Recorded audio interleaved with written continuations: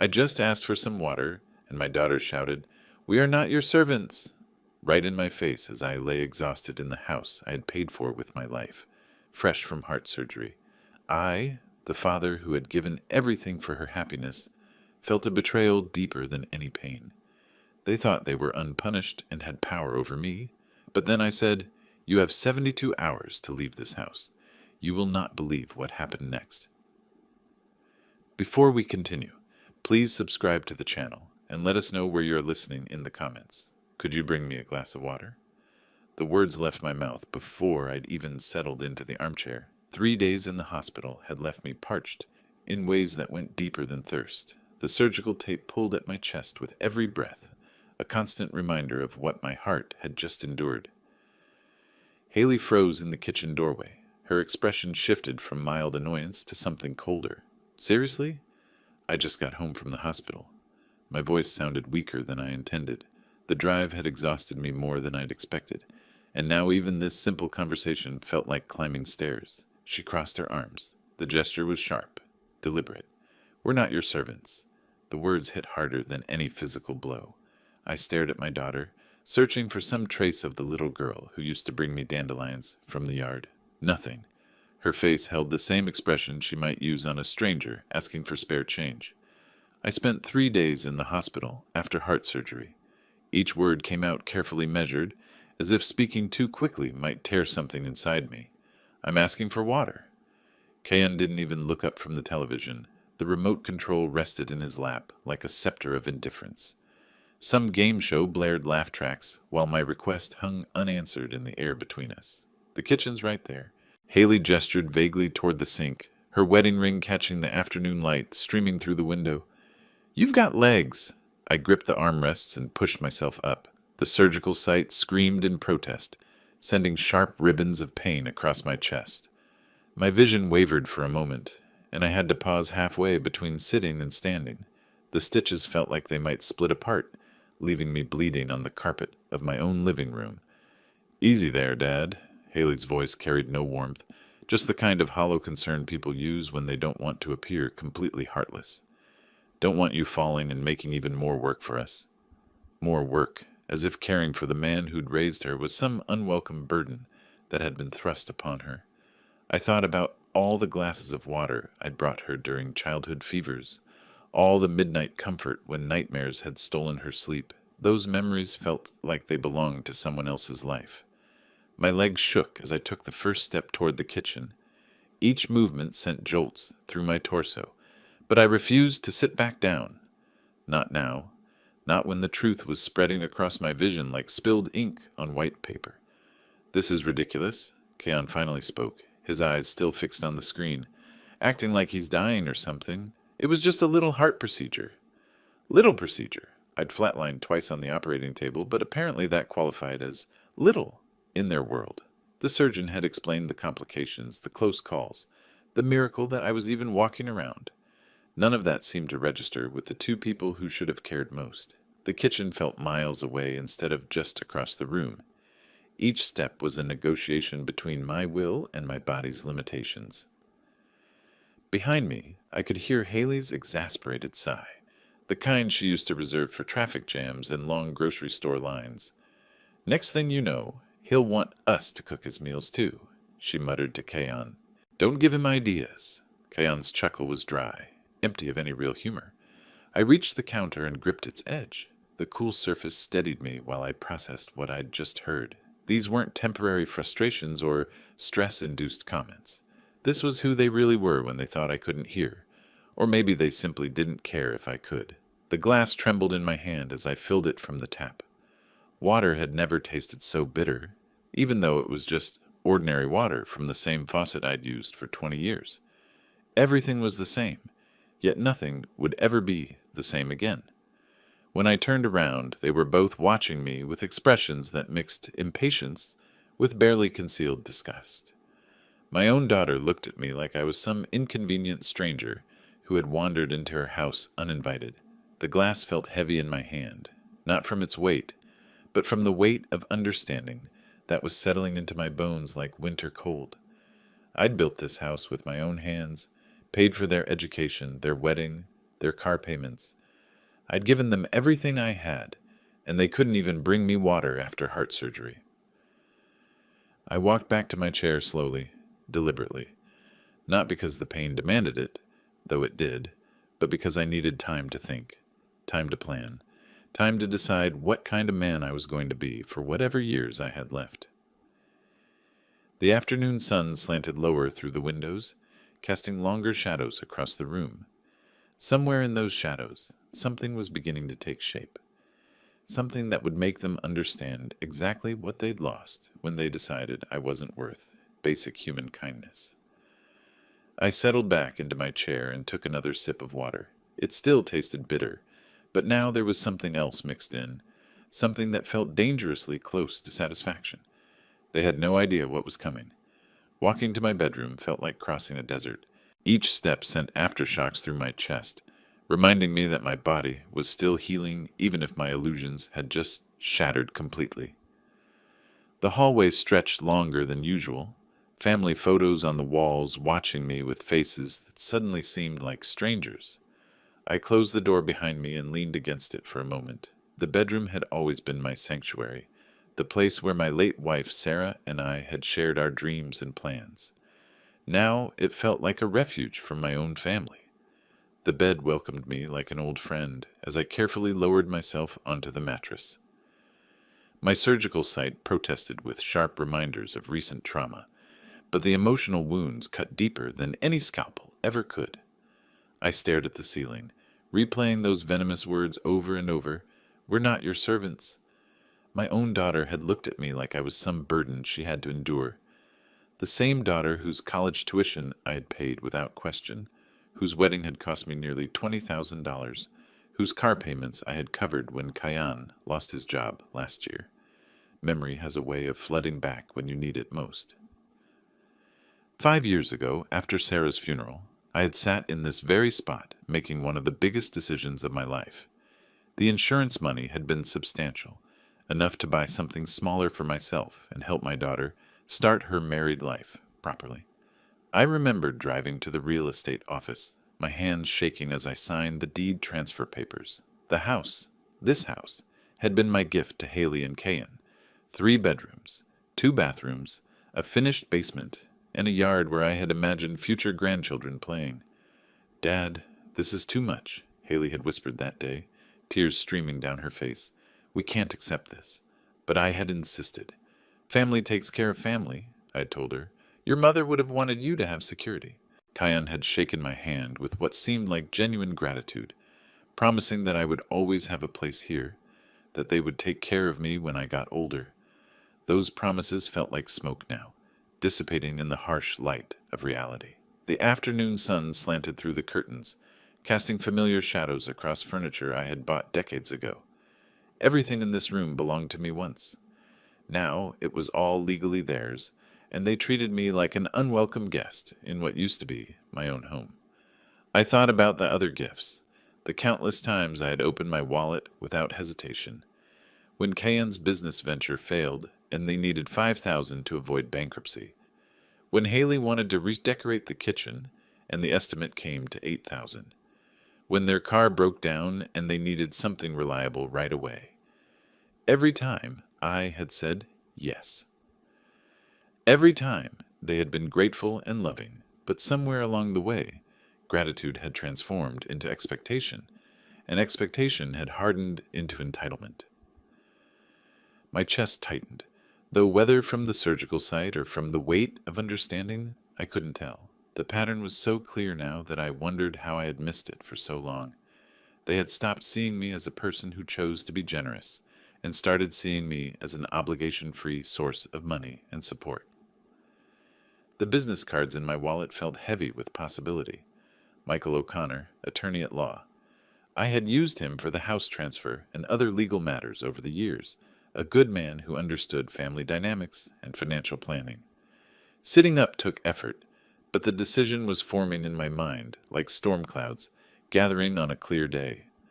I reached for the nightstand where I kept my address book, my fingers moving with more purpose than they had felt in days.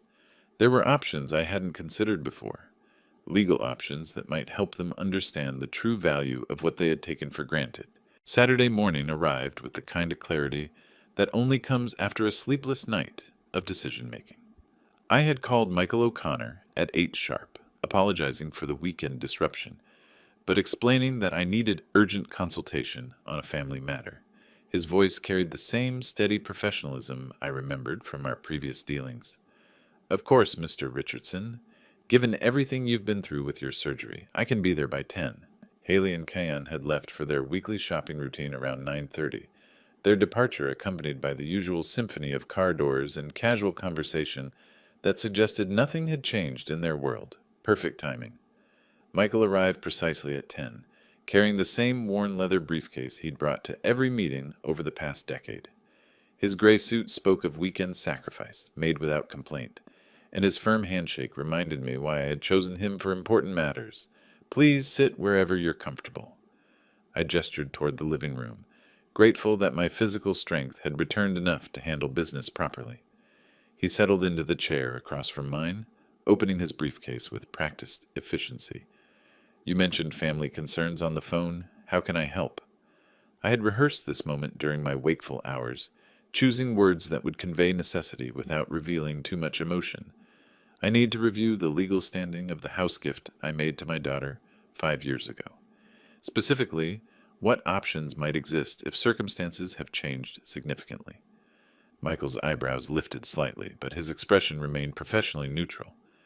The property transfer to Haley, correct? Let me pull those files. Documents rustled as he arranged papers across my coffee table. The deed transfer, gift documentation, tax forms, all the paperwork that had seemed so straightforward when love and generosity guided my decisions. Now they look different, like maps to territories I hadn't known existed. The house is completely yours, Mr. Richardson. His words stopped me mid-thought. Excuse me. Legally speaking, you retain full ownership rights. Michael's finger traced across a specific paragraph in the deed document. The transfer was structured as a conditional gift with reversionary provisions, standard practice for family property transfers, actually. My heart rate increased, though whether from the surgery's lingering effects or sudden hope, I couldn't determine. What does that mean exactly? It means that while Haley holds title, the property reverts to you automatically under certain specified conditions. He turned the document toward me, pointing to dense legal text I had signed but never fully understood. Material change in circumstances, failure to provide agreed-upon care or housing, or breach of family obligations. The words swam before my eyes as their implications crystallized. 5 years ago, Michael had insisted on these protections, explaining them as standard safeguards that I had barely listened to in my eagerness to provide for my daughter's future. How quickly could such a reversion take effect? I asked, surprised by the steadiness in my own voice. With proper documentation of changed circumstances, 30 days from filing notice. Michael's tone remained matter-of-fact, as if we were discussing tax preparation rather than reclaiming my life. You would need to demonstrate material breach of the original gift conditions. I thought about yesterday's confrontation, about months of increasingly entitled behavior, about becoming a stranger in my own home. Material breach seemed like an understatement. What kind of documentation would be required? Witness statements, evidence of changed circumstances, documentation of breached agreements.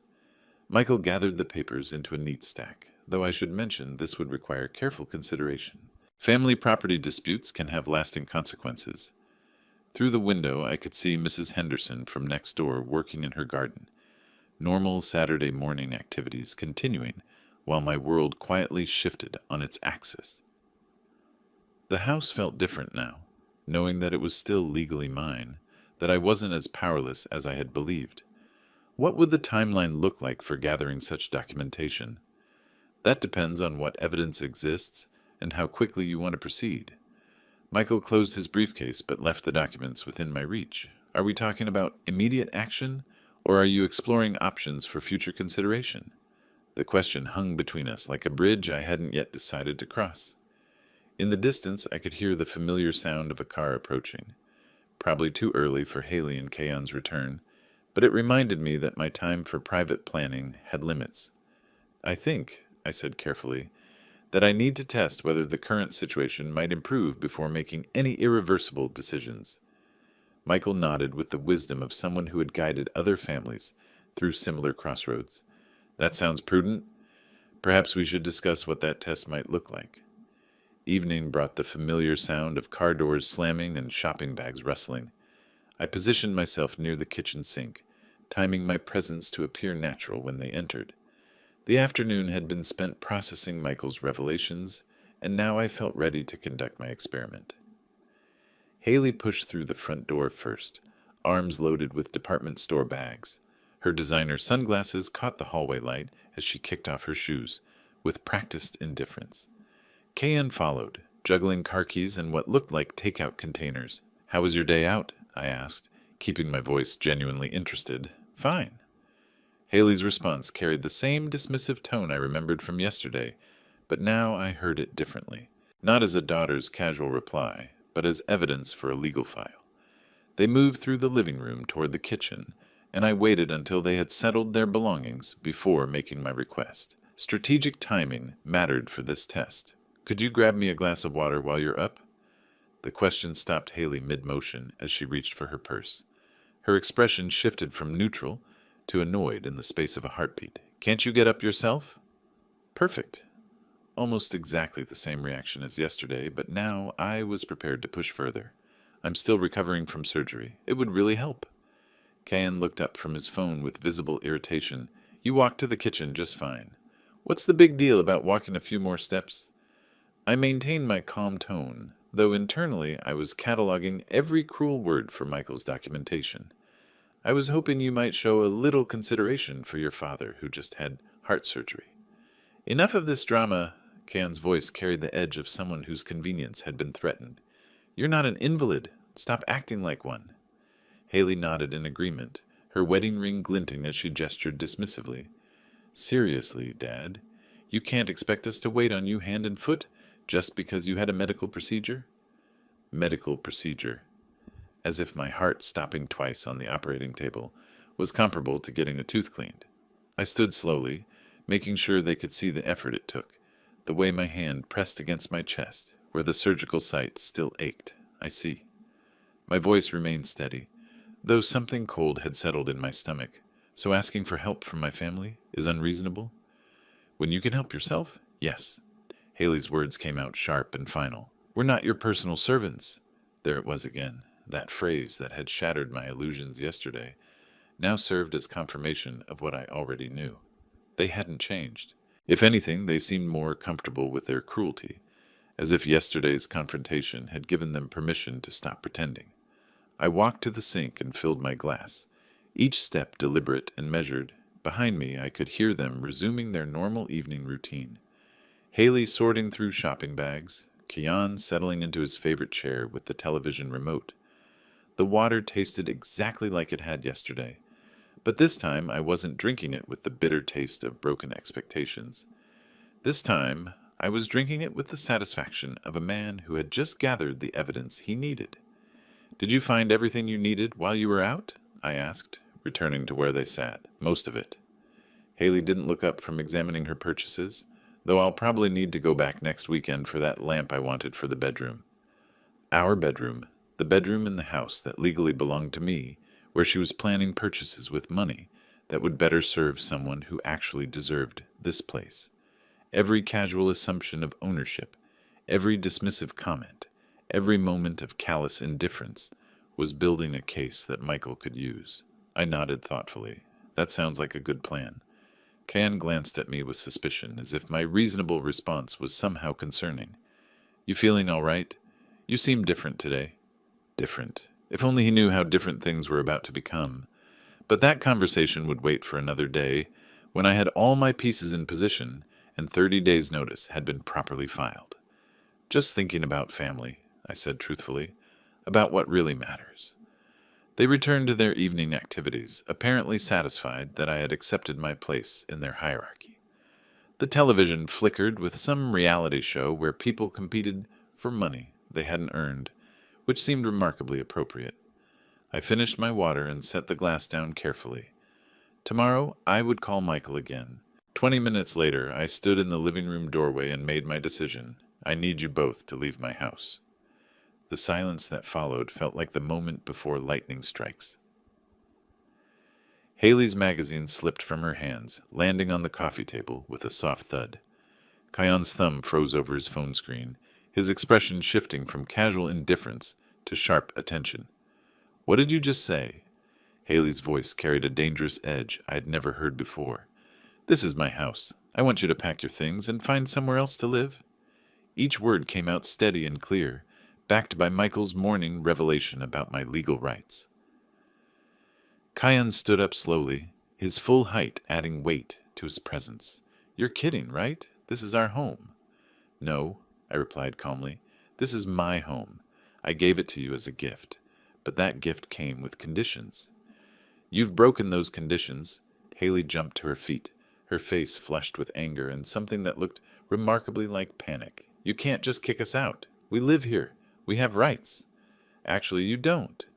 The confidence in my voice surprised even me. I spoke with my lawyer this morning. The deed transfer included reversionary clauses. When you fail to provide the care and respect that were part of our original agreement, ownership reverts back to me. The color drained from Haley's face as the implications hit her.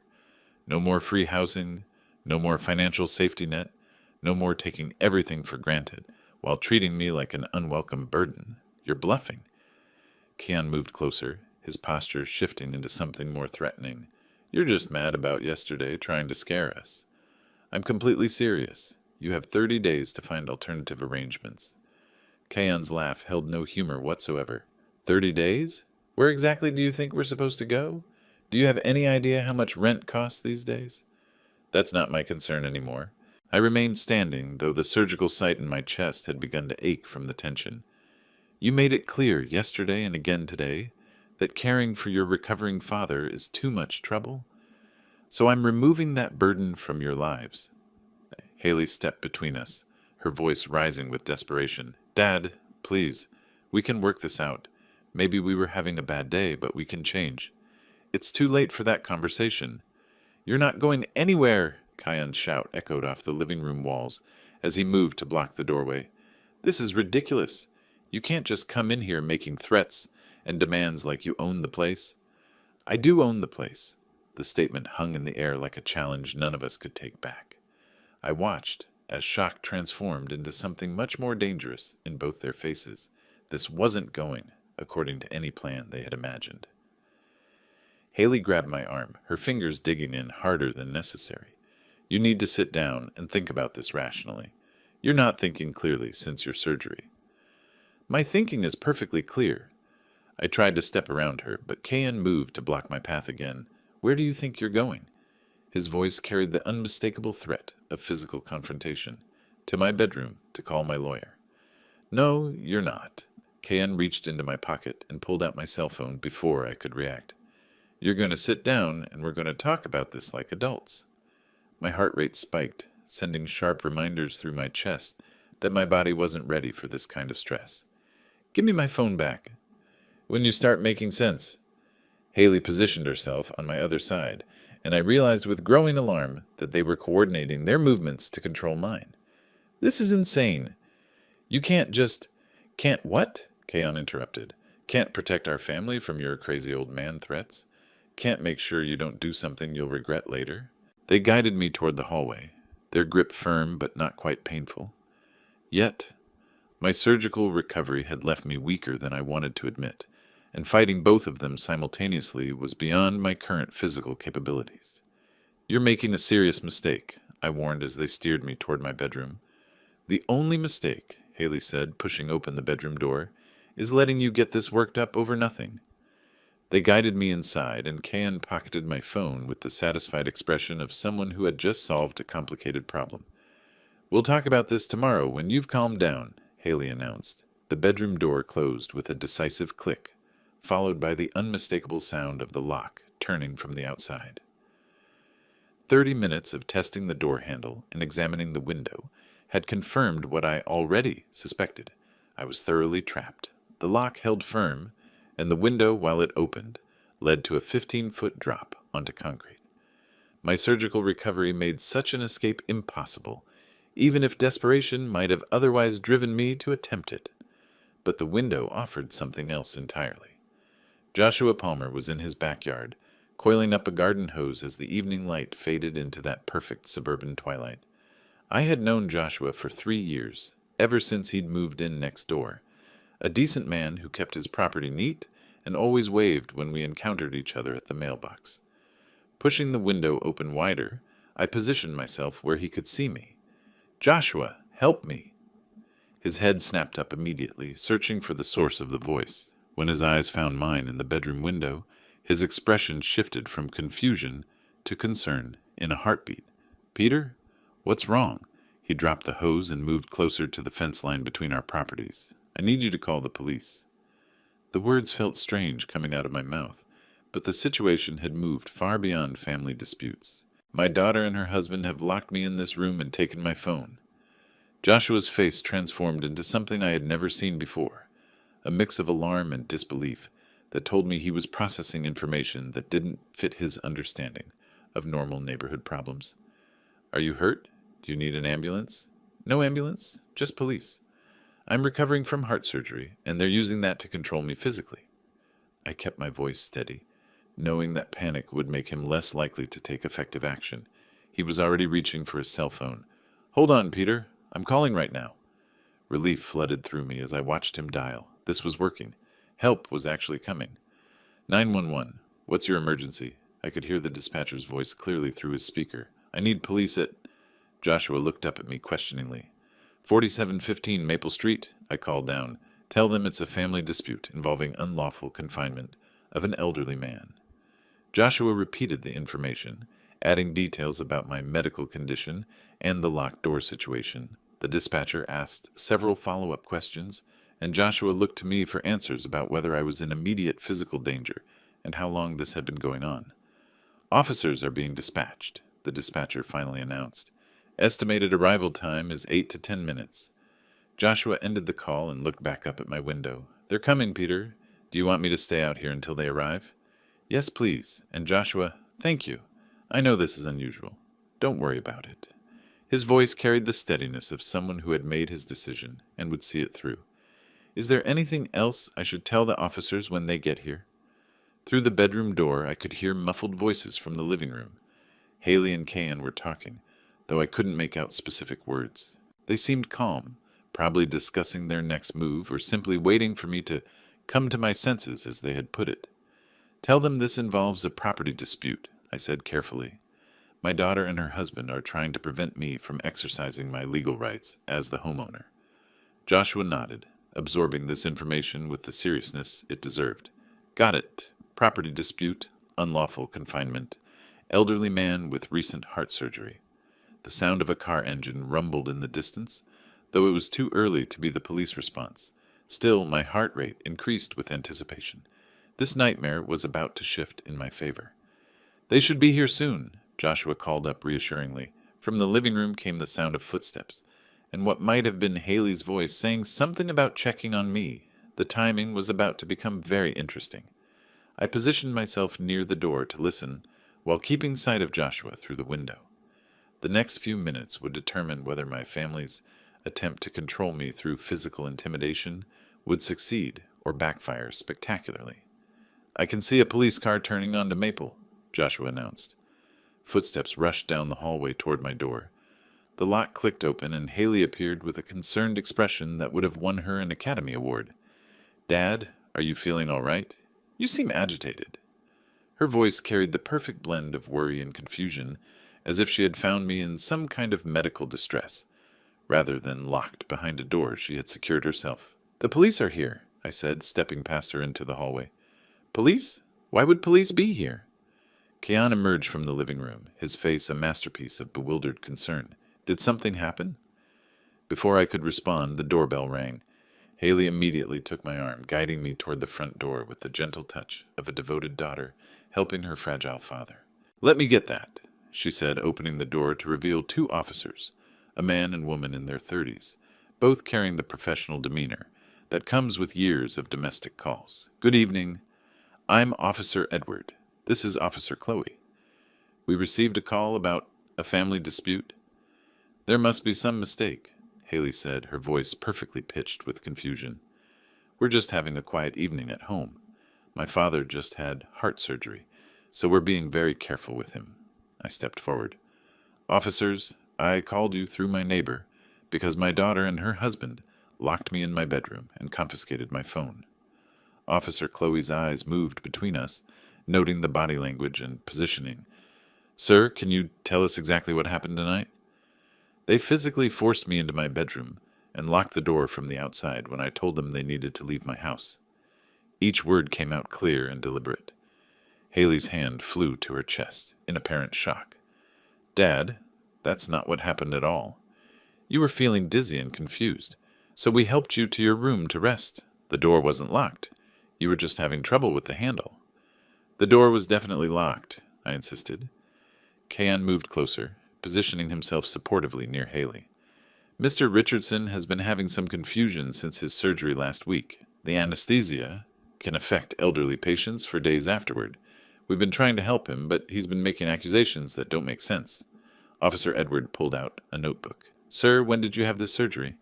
Monday, but I'm not confused. They locked me in that room because I told them to leave my house. Dad is just confused after the anesthesia, Haley said, her voice carrying the patient tone of someone dealing with a difficult medical situation. He's been saying strange things all day. We love him and we're trying to take care of him, but it's been challenging. Officer Chloe looked around the living room, which appeared completely normal. No signs of struggle, no evidence of the confrontation that had taken place an hour earlier. Mr. Richardson, do you feel safe in this house? Not when they lock me in rooms and take my phone? We didn't take your phone, Dad. Haley reached into her pocket and produced my cell phone. You left it on the kitchen counter. We were charging it for you. The smooth delivery of that lie stunned me. She handed the phone to Officer Edward, who examined it briefly before returning it to me.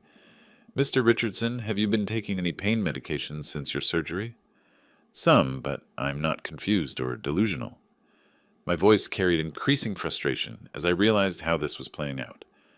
Officer Edward glanced at his partner. Ma'am, has your father been exhibiting any other signs of confusion or disorientation? Haley nodded sadly. He keeps insisting this is his house and that he wants us to leave. But we live here. We take care of him. This afternoon he was demanding we bring him water and getting very upset when we suggested he could get it himself. Because I just had heart surgery. We know, Dad. Kayan's voice was gentle, understanding, but the doctor said light activity was good for your recovery. We're just trying to follow medical advice. Officer Chloe took notes as she observed our conversation. Mr. Richardson, do you remember what you said to your neighbor tonight? Yes, because they had locked me in my room. He was confused about the door handle, Haley explained. The bedroom door sticks sometimes, especially for someone who's not at full strength yet. The officers exchanged a look that told me everything I needed to know about how this was going to end. They saw an elderly man recovering from major surgery, possibly confused by medication, making accusations against family members who appeared concerned and caring. Folks, it seems like there might be some misunderstanding here related to post-surgical recovery, Officer Edwards said diplomatically. Mr. Richardson, if you feel unsafe or need help, you can always call us. But right now, I don't see evidence of any crime being committed. They stayed for another 10 minutes, asking basic questions and taking notes, but the outcome was predetermined from the moment Haley produced my phone and blamed everything on surgical confusion. After the officers left, the house fell into an ominous quiet. Haley and Kayan stood near the front door, their expressions transforming back to the cold calculation I had seen earlier. That was a very stupid thing to do, Kayan said, his voice carrying a threat that the officers had never heard. They locked me in my bedroom again, but this time they took everything from me, from my phone to my documents. The 90 minutes I spent in that bedroom gave me time to think, and my thoughts led me to a decision that my body would probably not like. The window beckoned me like a challenge I couldn't ignore. 15 feet to the ground. For a healthy person, it would be doable. But for someone who had undergone heart surgery 5 days ago, it could end in disaster. But remaining imprisoned in my own home seemed a worse fate than risking a fall. I opened the window as wide as possible, studying the fall. The landscape below offered some mercy, A flower bed with soft soil rather than concrete pavement. Small blessings for desperate people. From my daughter in her husband's room came the sounds of television. Laughter and casual conversation. Haley and Kaylin settled into their evening routine, confident that their performance in front of the police had solved the problem once and for all. That confidence would work to my advantage. Climbing out the window requires core strength, which heart surgery temporarily robs you of. Every movement sent sharp reminders through my chest, but the humiliation of being outsmarted by my own family burned hotter than any physical pain. I pushed one leg through the opening, then the other, until I sat on the windowsill like an elderly burglar planning the most pathetic robbery in the world. The ground seemed farther away from this angle, and I wondered briefly if despair always felt like this, like standing on the edge of something with no good options. The fall shook every bone in my body when I finally let go. Pain shot through the surgical incision like electricity, and for a moment I lay motionless in the flower bed, waiting to see if anything important had torn. When no immediate disaster announced itself, I struggled to my feet and brushed the soil off my clothes. Moving around the perimeter of the house required stealth that I hadn't needed since playing hide-and-seek as a child. Every step had to be calculated to avoid the gravel path and the motion sensor near the garage. The familiar landscape of my own property had turned into an obstacle course. At the front door, I crouched down carefully and lifted the doormat. The spare key was exactly where I had put it 3 years ago, a simple precaution that now seemed providential. My fingers trembled slightly as I inserted it into the lock. Whether from tension or excitement, I couldn't tell. The door opened silently on the hinges I had oiled myself last month. Inside, the house felt different than it had an hour ago. No longer a prison, but not quite a home either. Something in between. A battlefield where the first skirmish had gone badly, but the war was far from over. Voices drifted from the living room, relaxed and casual. They were discussing plans for the weekend, ordinary household conversations between people who believed they had successfully neutralized the threat. The irony would have been funny if it weren't so outrageous. I carefully made my way to my bedroom, avoiding the creaky floorboards and direct view from the living room. My goal was not confrontation, not yet. First, I needed access to my documents, my lawyer's contact information, and the legal weapons Michael had confirmed I had.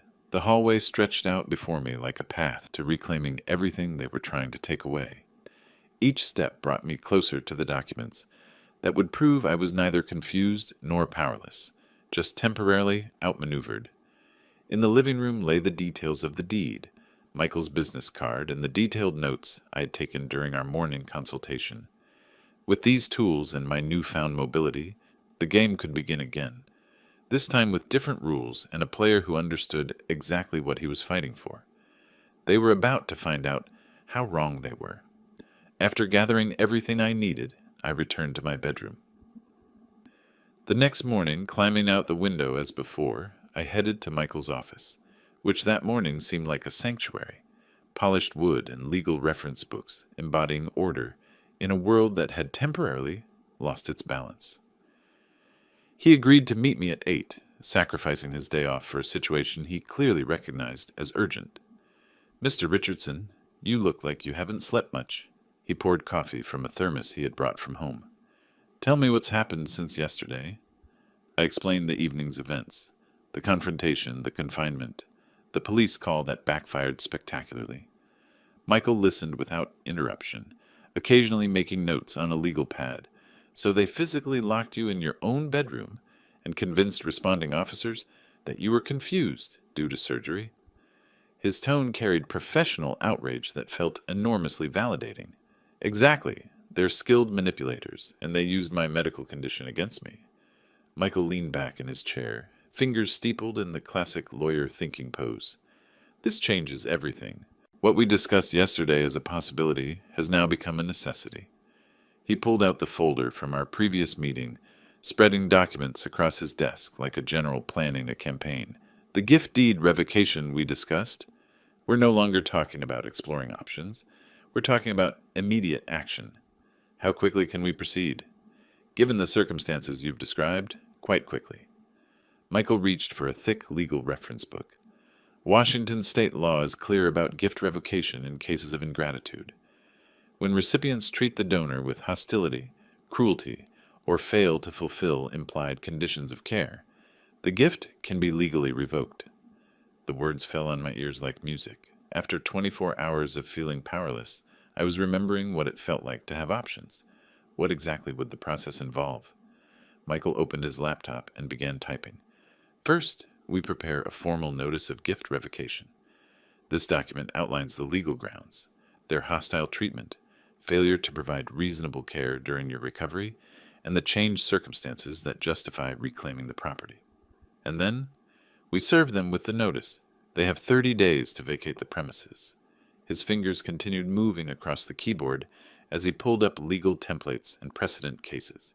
If they refuse, we can pursue immediate legal action for unlawful possession. The efficiency of legal machinery felt intoxicating after the chaos of family manipulation. Here were rules, procedures, deadlines, things that couldn't be argued away with crocodile tears and claims of post-surgical confusion. What if they contested? They can try, but the burden of proof shifts to them to demonstrate that their treatment of you was reasonable and that they fulfilled the implicit conditions of the gift. Michael's smile carried the confidence of someone who had seen this type of case before. Given what you've described, and particularly the incident with the police, I doubt they'll want this matter examined in detail by a court. Michael spent the next hour drafting documents, explaining each section as he worked. The formal legal language felt like armor, protection against the emotional manipulation that had nearly cost me everything. The notice of gift revocation will be ready for service tomorrow morning, he announced, printing multiple copies on official letterhead. I recommend having it served by a professional process server, rather than attempting to deliver it yourself. And if they try to claim I'm mentally incompetent, that's actually working in our favor now. Michael gathered the documents into a neat stack. Their claim to the police that you were confused due to surgery could be seen as elder abuse, using your medical condition to dismiss legitimate concerns about your property rights. The irony was perfect. Their manipulation strategy had created evidence of the very behavior that justified gift revocation. How long before this is final? Assuming they don't contest, and I suspect they won't once they understand the legal reality, you could have full possession back within 60 days. Michael sealed the documents in an official envelope. However, the psychological impact will be immediate. They'll realize that their control over this situation was always an illusion. Standing to leave, I felt something I hadn't experienced since Friday afternoon. Genuine optimism. The law was on my side. I had professional representation. And my family was about to learn that treating your elderly father like an inconvenience carries consequences. Michael, I can't thank you enough for meeting me today. Mr. Richardson, what happened to you this weekend was unconscionable. I'm glad we can correct it. He handed me the envelope containing copies of the legal documents. I'll call you tomorrow once the process server has been scheduled. Walking toward the office door, I realized that everything had changed. I was no longer a confused old man making baseless accusations. I was a property owner exercising his legal rights with professional representation and due process of law. The drive home would give me time to plan exactly how I wanted to handle the next phase of this situation. Monday morning brought clarity and official documents printed on Michael O'Connor's letterhead. I stood in the living room holding papers that would change everything, waiting for the perfect moment to reclaim what had always been mine. Haley was in the kitchen making coffee, moving with the casual confidence of someone who believed she owned the house around her. Kyan sat at the dining table scrolling through his phone, probably planning his day without any awareness that his world was about to collapse. Haley, Kyan, I need you both in here. My voice carried an authority they hadn't heard before. Not the confused, pleading tone of a sick old man asking for water, but the firm command of someone holding all the cards. They exchanged glances as they moved into the living room. Haley's expression showed mild annoyance, as if I were interrupting something important, rather than about to deliver the most significant news of their adult lives. I held up the documents, making sure they could see the official letterhead and formal legal formatting. These are eviction notices. You have 72 hours to remove yourselves and all your belongings from my property. The silence that followed was profound. Haley's coffee mug stopped halfway to her lips, suspended in disbelief. Kayan's phone screen went dark as his grip loosened. "What are you talking about?" Haley's voice carried the first hint of uncertainty I had heard from her since Friday. "I'm talking about the legal reality you chose to ignore." I unfolded the first document and began reading. Notice of gift revocation. Pursuant to Washington state property law, the undersigned property owner hereby revokes the gift deed executed in favor of Haley Richardson on the grounds of material ingratitude and breach of implied conditions. Kayan stood up abruptly. "You can't be serious. This house is ours. We live here. You lived here at my discretion, which you forfeited when you decided to treat me like an unwelcome stranger in my own home." I continued reading from the legal document. Specific grounds include hostile treatment of the grantor, failure to provide reasonable care during medical recovery, and deliberate confinement against the grantor's will. Haley set down her coffee with shaking hands. "Dad, this is crazy. You can't just kick us out. We have nowhere to go." "That's not my concern anymore." The words felt liberating. You had the opportunity to treat your recovering father with basic human decency. Instead, you chose cruelty and manipulation. "But the police said you were confused." Kayan's voice rose with desperation. "You were having post-surgical problems." "The police said what you convinced them to say. My lawyer was very interested in that detail when I explained how you used my medical condition to dismiss my legitimate concerns about property rights." Reading the legal consequences aloud gave each word extra weight. Failure to vacate within 72 hours will result in formal eviction proceedings and potential charges of unlawful possession. Haley sank into the chair, her face pale. "You actually went to a lawyer?" "I went to my lawyer, the same one who handled the original gift deed 5 years ago. He was fascinated to learn how you've been treating the grantor of your free housing." "Dad, please." Haley's voice cracked with the first genuine emotion I had heard from her since this began. "We can work this out. We can change. I know we've been difficult, but we can fix this." 72 hours. I folded the documents back into their official envelope. "Starting now." Kayan moved closer, his posture aggressive. "You think you can just threaten us? After everything we've done for you?" "Everything you've done for me?"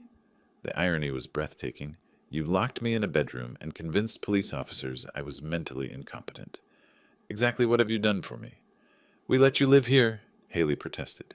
"You let me live in my own house." I placed the legal documents on the coffee table where they couldn't ignore them. "The house I bought with my own money and gave to you as a gift, thinking you would provide the love and care that justified such generosity." The room fell quiet, except for the sound of Haley's increasingly rapid breathing. The papers sat between us like a bridge they couldn't cross, separating their old world of entitlement from the new reality of consequences. "Where are we supposed to go?" Kian asked, his voice smaller now. "That's something you should have considered before deciding I wasn't worth basic human kindness." I moved toward the hallway, leaving them to process their new circumstances. 72 hours. The clock is ticking. Behind me, I could hear Haley beginning to cry, and Kian's voice rising as he started making urgent phone calls. The sound of their panic was the sweetest music I had heard in years. But I wasn't finished with them yet. They still didn't understand the full scope of what they had lost, or why this house had meant so much to me in the first place. Tuesday afternoon found us sitting around the kitchen table like a family again, though the dynamic had shifted completely since Monday morning. Haley's eyes were red from crying, and Can looked like he hadn't slept in 2 days. The eviction notice lay between us like a ticking bomb. "Dad, please." Haley's voice carried a desperation I had never heard before. "We know we made mistakes. We know we treated you badly, but we can change. We can be the family you deserve." I sat quietly, letting her words fill the space between us. On the table in front of me lay a manila folder I had retrieved from my filing cabinet that morning, documents they had never seen before. "We were stressed about your surgery," Keon added, leaning forward earnestly. "We didn't handle it well, but that doesn't mean we don't love you. This is our home, our family." "Your home?" I repeated thoughtfully. "Tell me, Haley, do you remember how I was able to buy this house?" She wiped her eyes with a tissue. "You said you had saved money from your contracting business." "That's partially true. But where do you think the down payment came from?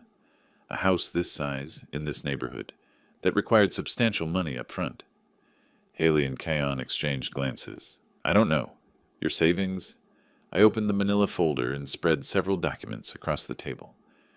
Official letterhead from Northwestern Mutual Life Insurance Company. Death certificates. Beneficiary claim forms, all dated 5 years ago. This house was bought with the insurance money from your mother's death. The silence that followed was absolute. Haley stared at the papers as if they were written in a foreign language. Her face went through several expressions: confusion, disbelief, and then a dawning horror that was painful to watch.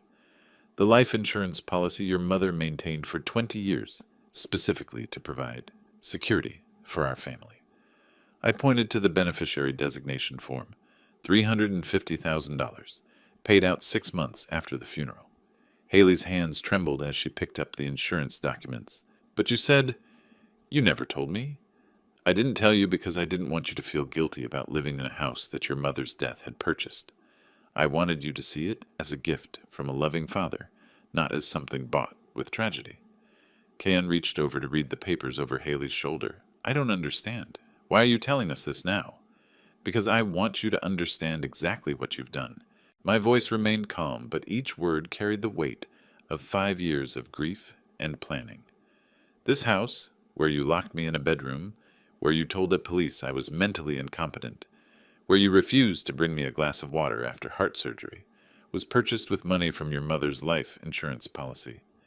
Haley made a sound that was part sob, part gasp. The insurance papers slipped from her fingers and scattered across the table.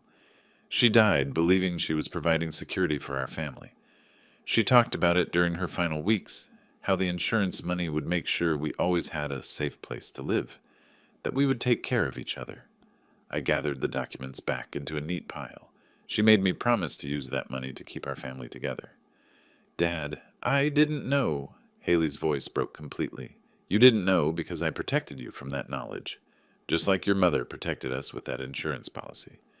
Just like I protected you by giving you this house as a gift, instead of telling you it was purchased with your mother's sacrifice. Kayon put his arm around Haley as she began to cry in earnest.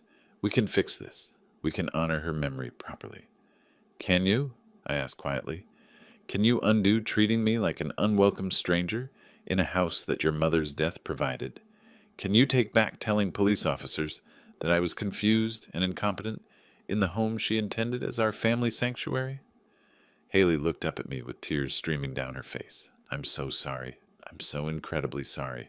I had no idea. Your mother would be heartbroken to know that the house she thought would bring our family together became the place where her daughter chose cruelty over compassion. I stood up from the table, leaving the insurance documents where they lay. She would be devastated to learn that her final gift to our family was used as a weapon against the father she loved. The weight of moral reality settled over them like a heavy blanket. This wasn't just about legal ownership or family disputes anymore. This was about violating the sacred trust of a woman who had died, believing her sacrifice would protect the people she loved most. What can we do? Haley whispered. How can we make this right?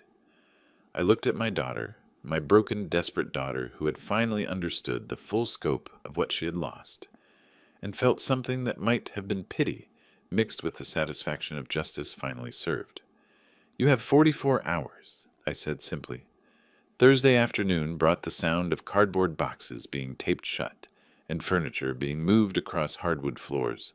I sat in my recliner watching Haley and Kayon work with the quiet efficiency of people who had finally accepted their fate. The past 50 hours had transformed them completely. Gone was the arrogance, the entitlement, the casual cruelty that had defined our relationship since my surgery. In its place was something I had never seen from them before. Genuine remorse mixed with the hollow exhaustion of people who had learned what it meant to lose everything. Kayan carried the last of their boxes through the living room, avoiding my eyes as he had for the past 2 days. Haley followed with a suitcase, her movements careful and deliberate, as if she were walking through a house that might collapse at any moment. That's everything from upstairs, she said quietly, setting the suitcase near the front door with the rest of their belongings. I nodded but didn't speak. There wasn't much left to say that hadn't already been said Tuesday afternoon, when the insurance papers had shattered their world into pieces they couldn't put back together. The house keys lay on the coffee table between us, still attached to the keychain Haley had bought when I first gave her the house 5 years ago. A little silver charm that read, "Home Sweet Home." Ironic now, considering how sweet this home had proven not to be for the man who had made it possible. "Dad," Haley said, approaching my chair with the hesitant steps of someone who wasn't sure they had the right to speak, "I need you to know that I understand what we did. What I did." I looked up at her, my daughter who had spent the last 72 hours coming to terms with the fact that she had been cruel to her father in a house that her mother's death had purchased for their family's security. "I know you do," I replied. Kayan appeared in the doorway, car keys in his hand. "Everything's loaded. We're ready to go." Haley picked up the house keys from the coffee table, holding them for a moment, as if they weighed more than metal and plastic had any right to weigh. When she handed them to me, her fingers trembled slightly. "These belong to you," she whispered. The keys felt warm in my palm, though whether from Haley's touch or from the symbolic weight of reclaimed ownership, I couldn't tell. "They always did." She nodded, understanding the deeper truth in those words. This house had always been mine. Legally, morally, and in every way that mattered, she had simply been allowed to live here through my generosity, a generosity she had repaid with contempt and cruelty. "I'm sorry about Mom," she said, her voice breaking slightly. "I'm sorry we dishonored her memory in the house she provided for us." "Your mother would have wanted you to treat me with love and respect," I said calmly. "She would have been heartbroken to see what you chose instead." Kayan stepped forward, extending his hand toward me. "Mr. Richardson, I want you to know that I take full responsibility for my part in this. I supported Haley's behavior, and I participated in treating you badly. That was wrong." I shook his hand briefly. "Now you know what it means to lose a home." The words carried the weight of perfect justice. They had made me feel unwelcome in my own house, had treated me like a burden in the place where I should have felt most secure. Now they would learn what it felt like to be homeless, to have no place that was truly theirs. They walked toward the door together, Haley pausing at the threshold to look back one final time. "Will you ever forgive us?" "That's not the question you should be asking," I replied. "The question is whether you'll remember this lesson well enough to treat the next person with the kindness you should have shown me." The door closed behind them with the soft click of finality. Through the window, I watched them load their remaining belongings into their car and drive away from the property that would never again be their home. Silence settled over the house like a comfortable blanket. For the first time in almost a week, I was alone in my own home, without the weight of family tension or the threat of being treated like an unwelcome stranger in my own domain. I looked down at the keys in my hand, then at the insurance papers still scattered across the coffee table. Sarah would have been proud to see justice finally served, to know that her sacrifice had ultimately protected the family she had loved, even if it had taken longer than anyone might have expected. Walking through the rooms of my house, truly my house again, I felt something I hadn't experienced since before my surgery.